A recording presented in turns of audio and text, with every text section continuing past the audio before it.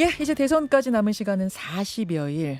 김현정의 뉴스쇼에서는 지난주부터 여야의 대선 경선 후보들 차례로 만나고 있는데요. 오늘은 나경원 국민의힘 경선 후보를 만나보겠습니다. 나후보님 어서 네, 오십시오. 안녕하세요. 어제 토론은 어떠셨어요? 어제 토론이요? 예. 뭐 할 말 하고 또 할 말 다 못하기도 하고 그랬습니다. 그러니까 예상했던 것보다는 비조가 예상보다는 좀 덜 격렬하더라 이런 평이 나왔어요. 왜냐하면 다들 죽음의 조다, 뭐 엄청 치열할 거다 이랬는데 좀 이게 서로들 뭐 조심하시. 토론 포맷 자체가 예. 이렇게 뭐 1대1로 할 그런 것도 없고요. 또 너무 뭐 우리가 치고받고 싸우면 또 되겠습니까? 같은 당인데. 그러면서도 미묘한 신경전은 보이고 그랬어요. 네, 뭐. 누가 제일 잘했다고 생각하세요? 저요? 다들 잘하셨는데요. 예. 뭐 다 각자의 특징이 있는 것 같아요. 뭐 저 홍 시장님은 또 예. 우리가 생각하기에는 저런 것도 질문해도 되나 하는 것도 질문하시고 그 뭐 키높이고도 후보님 이런 거. 예, 그랬습니다. 예. 아하, 알겠습니다. 네. 알겠습니다. 그 토론회 이야기는 잠시 후에 좀 더 하기로 하고 오늘과 내일 이틀간 여론조사를 돌려서 네, 그렇습니다. 내일 이제 4강에 오를 후보 4명을 발표를 하는데 자신 있으십니까? 네, 자신 있습니다. 음. 이 국민의힘의 새로운 드라마를 만들 것 같습니다, 나경원이. 새로운 드라마를 만들 것 같다는 얘기는 그냥 4강에 든다 정도가 아니라 뭔가 좀 음. 느낌이 그 이상으로 음. 드세요? 판을 바꿔야지 잘 되지 않을까요? 어. 지금 다 4강에 드냐 마냐 막 예. 이렇게 하시는데 예. 예. 나경원이 잘 되면 국민의힘이 잘 될 것 같다. 판을 바꾸겠다. 네. 연장선상에서 질문 드리겠습니다. 모든 후보에게 드리는 공통 질문인데요. 국민의힘 대선 후보, 나아가서 대한민국 대통령의 왜 나 나경원인가 질문 드린다면? 제가 아까 말씀드린 것처럼 뭐 국민의힘 대선 승리에 도움이 될 거라는 말씀을 드렸고요. 저는 그렇습니다. 이 사태 지금의 이렇게 국민들이 답답하신 거는 결국 정치가 완전히 망가졌기 때문이다. 음흠. 지금 우리 대한민국은 어쨌든 의회 권력이 셉니다. 네. 의회랑 같이 해야 됩니다. 그래서 정치를 할 수 있는 대통령 아니면은 저는 이 문제를 해결할 수 없다. 근데 이제 국민들이 고민이 있는 거예요. 이재명 후보를 찍자니 1인이 당도 장악했지, 그다음에 의회도 장악했지. 근데 대통령까지 시켜? 국민의힘을 시키려니까 이것도 거대 야당하고 잘할 수 있어? 전 정치 복원이 핵심이다. 그러면 국회 잘 아는 사람이 해야 된다. 그리고 당도 또 하나로 해야 된다. 그다음 두 번째는 네. 대한민국은 역시요.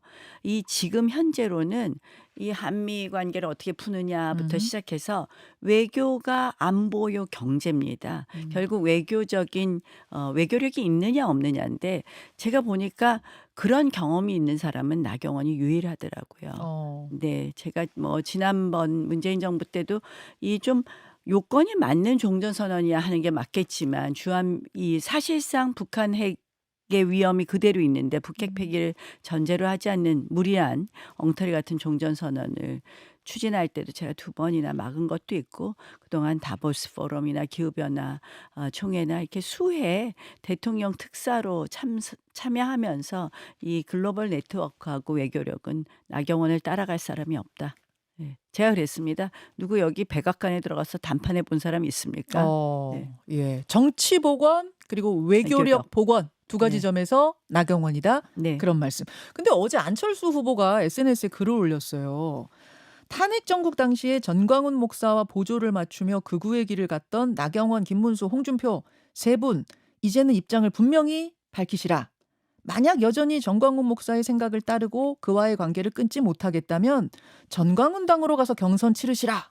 이렇게 썼습니다. 저는 탄핵 정국에서 왜 탄핵을 반대했을까 많은 국민들이 또 그것도 궁금하실 것 같은데요.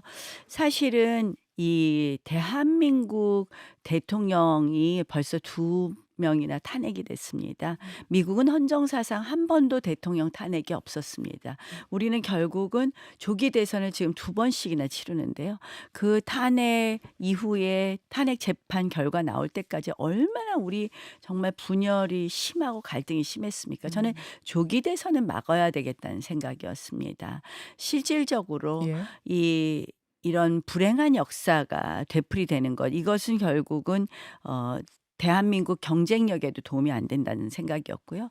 또 탄핵 이후에 여러 가지 공수처나 헌법재판소의 과정에서 공수처가 수사권 없는데 수사를 한다든지 영장을 뭐 서부지방법원엔 발부되고 중앙지법에는 기각이 된다든지 헌법재판소는 초시계 갖다 놓고 재판을 한다든지 우리가 생각하지 못하는 법치주의의 파괴가 있었습니다. 그래서 그러한 부분에 대해서 이 대한민국 미래를 위해서는 이 법치주의라는 거는 뭐 대통령 한 명의 어떤 권리 권한의 얘기가 아니라 예. 법치주의가 무너지면 우리 국민들 개개인의 권리, 우리의 기본권이 침해될 수 있다. 이런 이야기를 했습니다. 저는 그 과정이 결국 대한민국 헌법 가치를 지키기 위했다는 거를 위하였다는 걸 다시 한번 말씀드립니다. 아까 근데 미국에서는 대통령에 대한 탄핵이 없다고 하셨는데 미국에서 이렇게 대통령이 어느 날 갑자기 계엄하고 이런 일은 없지 않았습니까? 군대 동원하고 뭐 이런 일은 없었으니까요. 물론 그렇죠. 제가 예. 드리는 말씀은요. 그렇지만 미국은요. 이 탄핵이란 절차를 굉장히 신중하게 생각해요. 근데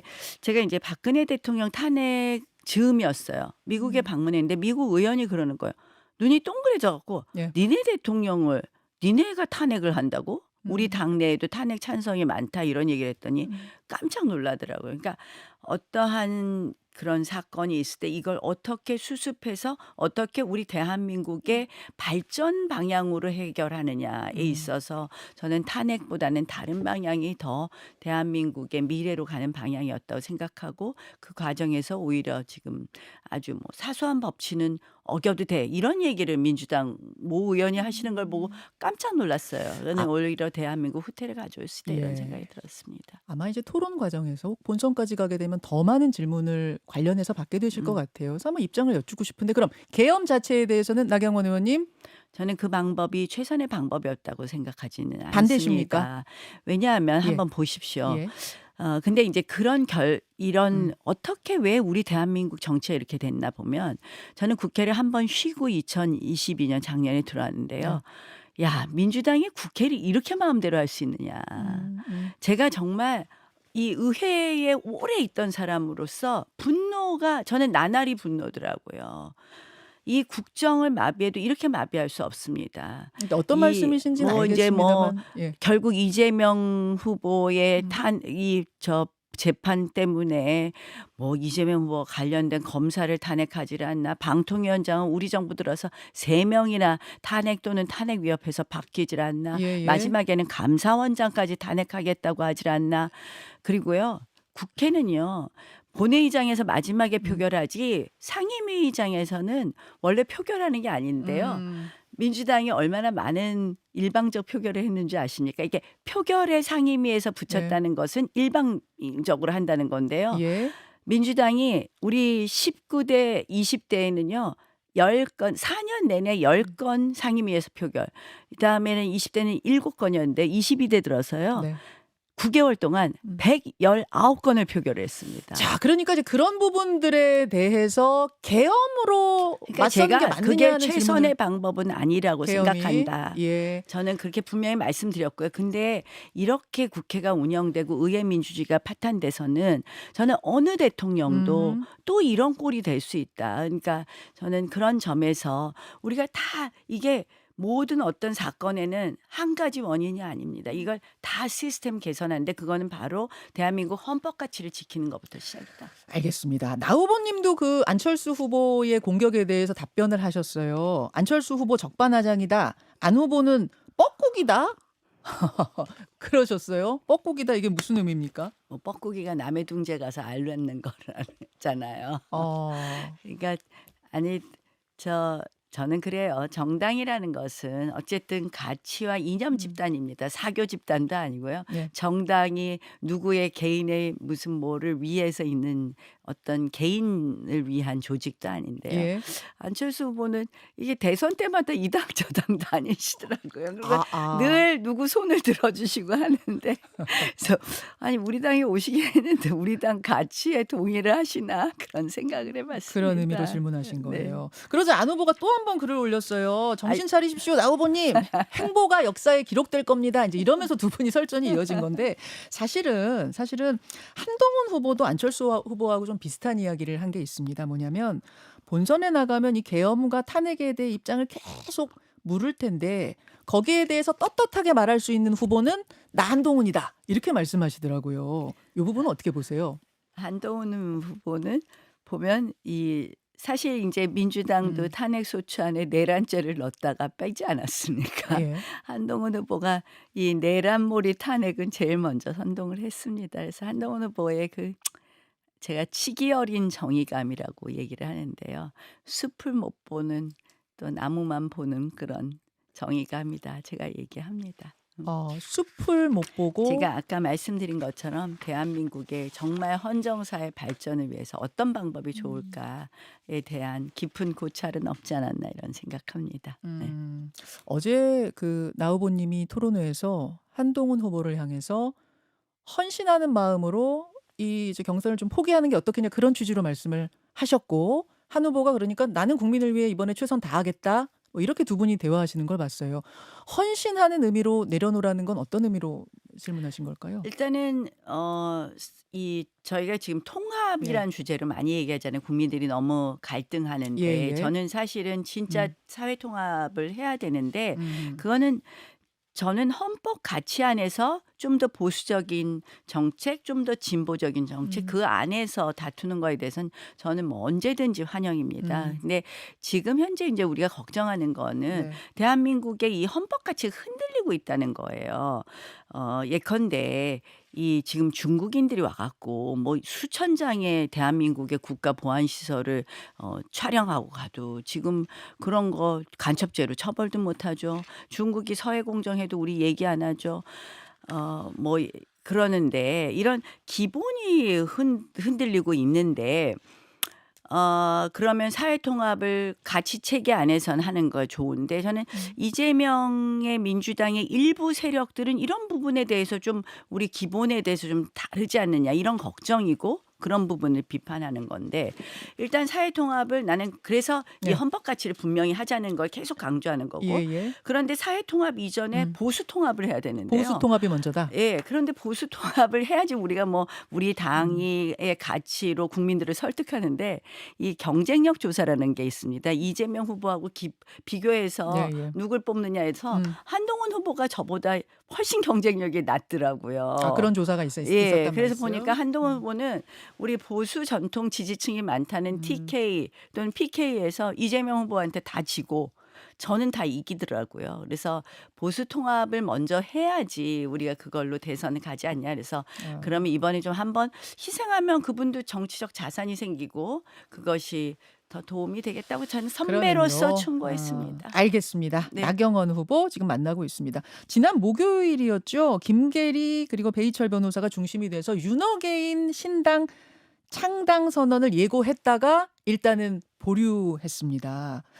윤어게인 신당은 어떻게 생각하세요? 저는 뭐 적절치 않다고 생각합니다. 네. 적절치 않다. 네, 그래서 대선 과정에서 예. 자꾸 윤 전 대통령을 대선 과정에 뭐 윤심팔이를 하는 예. 것도 별로 안 좋은 것 같고요. 그래서 좀 그 적절치 않다 이 정도 답하죠. 네. 그러니까 국민의힘은 진짜 보수가 아니다. 윤석열 중심으로 뭉쳐야 한다라는 게 이제 이분들의 취지더라고요. 사실 국민의힘 입장에선 좀 당황스러울 것 같아요. 이런 주장 어떻게 보세요? 뭐 저 설마 이 우리가 다 지금 이재명 후보에 대해서 국민들이 비호감도 높고 그렇게 뭐 민주당에서 압도적인 대선 후보라고 해도 국민들이 선뜻 안 주는 이유가 있잖아요. 그런 마음을 안 주시는 이유가 있기 때문에 함께 해야 된다 이런 생각을 합니다. 윤어게인 신당의 윤석열 전 대통령의 의중도 담겨 있다고 보십니까? 뭐 부인하셨던데요. 네. 부인하셨는데 또 식사를 주말에 한 모습이 공개가 돼서 그 사진 보셨죠? 김계리 변호사하고 네, 베이철 뭐, 아유, 변호사하고. 이 정도 하시죠. 저희 대선 경선인데 이제 그 뭐 윤어게인 얘기는 저는 뭐 윤심팔이나 윤 대통령 얘기를 자꾸 끌어들이는 거는 적절하지 않다고 생각합니다. 어제도 비슷한 얘기 하셨어요. 토론회에서도. 예. 윤 대통령 이야기는 좀 경선에서 안 했으면 좋겠다. 아니 근데- 지금 미래 대통령 뽑는 거잖아요, 저희가. 근데- 22대 아니 예. 21대죠. 예, 21대 예. 대통령 뽑는 거니까. 네. 그 맞는 말씀이신데 예. 문제는 윤 전 대통령이 여전히 국민의힘의 당원이기 때문에 그러니까 손절하지 않았기 때문에 그 질문은 계속 나올 이런 것 같거든요. 것도 물 흐르듯이 두자. 저는 이게 물 흐르듯이 두자 이렇게 말씀을 드리고요. 예. 제가 요새 예. 체제 전쟁 했다고 아니 누가 철진한 이념 전쟁이냐 하는데요. 제가 아까 말씀드린 것처럼 이 자유민주주의 시장 경제 그리고 법치주의가 대한민국의 3대 헌법 가치가 대한민국의 오늘을 만들었는데요. 제가 이념이 먹고 사는 거야. 이념이 밥이야. 이렇게 얘기를 하면 많은 분들이 이거 왜 철진한 이념이라 그러는데요. 요새요. 이재명 후보가 기본소득을 빼겠다 그랬어요. 제가 보니까 그 이유가 있어요. 왜 그 그렇습니까? 빼겠다고 발표하기 예. 전에 예. 이틀 전에 예. 신용 등급 평가 회사인 그 무디스가 뭐라고 했냐면 한국의 신용 등급을 하향 조정해야 될지 모르겠다. 그러면서 그 이유를 예. 유력 대선 주자의 공약이 기본소득이다. 이렇게 얘기했습니다. 제가 그래서 이념이 밥이라고 하고 이념이 먹고 사는 문제라고 합니다. 아마 그런 기사를 갖고 제가 이야기하니까 황급하게 기본소득은 안 하겠다 한 거 아닌가 하는데요. 기본소득, 기본 시리즈는 반시장 경제 정책입니다. 그러니까 이랬을 때 신용등급 평가를 하향 조정하겠다 하면 결국 대한민국 경제에 얼마나 많은 영향을 미치는지 다 아실 겁니다. 환율 문제, 뭐 물가 문제 다 영향을 주잖아요. 대출 이자 예, 문제. 예. 그래서 저는 이재명 후보가 지금 막 성장이다 하고 막 니트 입고 엄청 이쁘게 하고 나오시는데요. 자, 하나 묻고 싶어요. 뭐요? 성장이라 그러면 예. 자 민노총 눈치 보면서 반도체 특별법 그 반도체 산업에 한해서 주 52시간 예외 연구직에 한해서 3년 하자는 것도 지금 안 하고 있거든요. 그거 개정하면 제가 성장이라고 하는 거 네. 믿겠다. 그때 인정하겠다. 인정하겠다. 지금 근데 민주당에서는 이재명 후보가 경선에서 압도적으로 거의 뭐 90%에 육박한 그러니까 지지를 이재명 얻고 후보가 있거든요. 당선될 건데 지금 보면 예. 아니 그러니까 제가 믿지 못하겠다는 거예요. 이재명 후보. 그리고 이재명 후보의 철학은 바뀌지 않을 것이다. 결국 이재명 후보가 당선되면 우리나라 신용 등급 낮아지고 우리 경제 어려워질 것이다. 그래서 제가 이념이 밥이다. 이념이 먹고 사는 문제다를 얘기하는 거고요. 그 반증이 다 나오잖아요. 증거가. 그 90% 당내 경선의 엄청난 지지율에 대해서는 어떻게 보고 계세요? 그러니까 정말 이재명의 민주당은 진짜 이게 일당 독재입니까? 저는 그래서 대법원이 빨리 이재명 후보 재판 빨리 해야 된다. 왜냐하면 지금 2심 끝나고 지금 3심 남았는데요. 네. 원래 대법원은 자판을 잘 안 합니다. 스스로 판단 안 예, 하고 예. 이게 사유가 있으면 네. 파기해서 고등법원에 돌려주는데 원래 선거법은 12개월 안에 재판 끝나게 돼 있는데 이미 30개월이 넘었잖아요. 그러니까 대법원이 빨리 하는 것이 맞다. 한덕수 권한대행 이야기를 좀 해야 될 것 같습니다. 한덕수 권한대행 출마론이 좀처럼 식지 않고 있는 가운데 영국 파이낸셜 타임즈와의 인터뷰에서 한덕수 대행이 질문을 받았어요. 출마하실 거냐? 그랬더니 노 코멘트 하겠습니다. 라고 답변을 하면서 또 해석이 뭐 분분합니다. 어떻게 한덕수 보십니까? 대행 당당하시지 못하고 좀 정직하지 못하다. 정직하지 못하다. 제가 드리고 싶은 말씀은요. 예. 사실은 이 사람 저 사람 가서 나오시라 그러고 뭐 답답함도 알고 또 국민들의 절절함도 아는데요. 또 총리라는 자리는 우리 대한민국에서는 국가 원수는 아닙니다. 결국은 만약에 정말 출마하시고 싶으면 우리 당 경선에 참여해서 당당하게 검증 받으시는 게 맞고. 경선은 이제 시작됐잖아요. 이미. 근데 이제 이렇게 뒤늦게 와서 그냥 검증은 피하고 대통령으로서 지도자로서의 검증은 피하고 결국은 그냥 경선하시겠다는 의도로 보이는데요. 저는 국민들께서 뭐 그때 가서 원하시면 우리가 어떻게 보면 큰 대의를 위해서 여러 가지 저는 정치적 상상력은 발휘할 수 있겠지만 그런 모습은 좀 당당하지 않지 않냐. 지금은 좀 총리로서 하실 일 많잖아요. 저는 지금 이제 관세 협상 팀이 미국에 갔는데 가장 중요한 것은 지금 중국이 반응 안 하니까 미국이 이제 모범생 국가들 먼저 협상하겠다고 하는데 저희가 협상 빨리 하는 게 꼭 유리하지는 않다는 게 제 생각입니다. 예, 예. 그래서 예. 협상 유예 기간을 우리나라는 지금 대선 중이니까 좀 더 늘려달라는 것을 받아오면 가장 좋겠습니다. 그런 거 열심히 하시면 좋겠습니다. 그러면 진짜 대선 후보 될 수 있을 것 같은데. 그러면 대선 후보 된다. 교회 가시지 말고. 김문수 후보는 단일화 하겠다. 네. 한대행 나오셔라. 내가 단일화 추진하겠다라고까지 적극적으로 얘기하셨거든요. 저는 항상 정치는 예. 상상할 수 있는 곳이고 예. 언제든지 유연하게 해야 된다. 그래서 그 부분에 대해서는 저도 늘 열려 있지만 지금 한덕수 대행께서 막 교회 가시고 정치인 행보잖아요. 뭐 울산 가고 광주 가고 수배하는 거. 이런 행보 하시지 말고 정말 유예 기간 늘리시면 그러면 정말 오히려 국민들의 지지를 받지 않을까 그런 생각합니다. 일단 그러면 노코멘트는 정치 언어 번역기로 돌려보면 예스란 얘기로 해석하고 계시는 거예요? 그렇잖아요. 그러니까 그렇게 이제 보시는군요. 정직하지 못하고 당당하지 못한 모습이다. 알겠습니다. 오늘은 일단 여기까지 말씀을 듣고요. 또 4강 자신 있다고 하셨으니까요. 네. 4강에 오르시고 나면은 그때 한번 또 인터뷰 추진해 보겠습니다. 그렇게 고맙습니다. 하겠습니다. 고맙습니다. 국민의힘 나경원 후보였습니다. 김현정의 뉴스쇼는 시청자 여러분의 참여를 기다립니다. 구독과 좋아요, 댓글 잊지 않으셨죠? 알림 설정을 해두시면 평일 아침 7시 10분 실시간 라이브도 참여하실 수 있습니다.